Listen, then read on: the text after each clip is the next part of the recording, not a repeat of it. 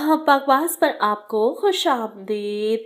मन्नत मुराद drama comedy से हटकर अब काफ़ी सीरियस ट्रैक पर चला गया है।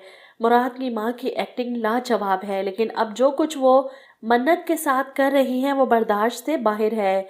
कोई भी लड़की शादी के फौरन बाद ऐसी सास डिज़र्व नहीं करती। जाहिर सी बात है, मन्नत भी कब तक बर्दाश्त करे जब शोहर भी माँ और बहनों के लिए बीवी को इग्नोर करेगा, तो वो किसके लिए सब कुछ छोड़ छाड़ कर इस घर में आई बैठी है। जब शोहर इसे टाइम ना दे, ऊपर से माँ के ड्रामे अलग।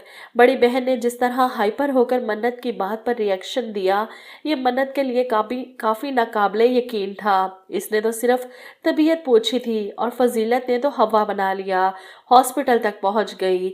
अब इस बात पर मन्नत काफ़ी परेशान होती है। अपनी सास के पास आकर इन्हें तसल्ली देती है कि फजीलत आपी की कंडीशन मुझे ठीक नहीं लग रही, हमें इन्हें किसी साइकाइट्रिस्ट को दिखाना चाहिए। इस बात पर रज़िया सुल्ताना ने एक और हंगामा खड़ा कर दिया।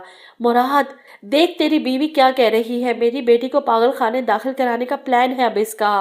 वो इतना ववेला मचाती है कि मन्नत भी परेशान होकर मुराद से कहती है, मैंने ऐसा कुछ नहीं कहा, मैंने तो सिर्फ साइकाइट्रिस्ट की बात की थी। मुराद मन्नत से कहता है, ऊपर जाओ अपने कमरे में, लेकिन मन्नत की कोई सुनने को तैयार नहीं कि इसकी इतनी सी बात को इतना बढ़ावा क्यों दिया जाता है, जबकि मुराद भी किसी को कुछ समझा ही नहीं सकता, अपनी बीवी की साइड नहीं ले सकता।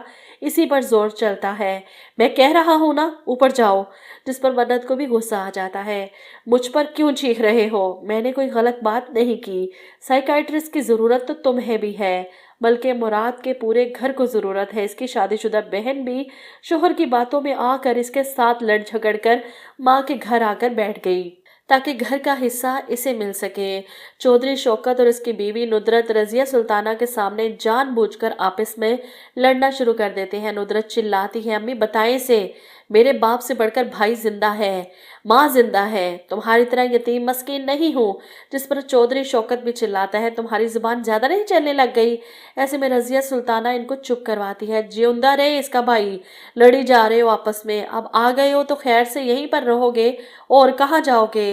रज़िया बेगम को बहुत शौक है घर में बेटियों को जमा करके रखने का, ब्याही भी और गैर शादीशुदा भी, बस बहू बर्दाश्त नहीं होती। इधर आप देखेंगे कि मुराद मन्नत के साथ इसके भाइयों के पास जाता है माजरत करने के लिए कि वो नहीं आ सका इसे लेने।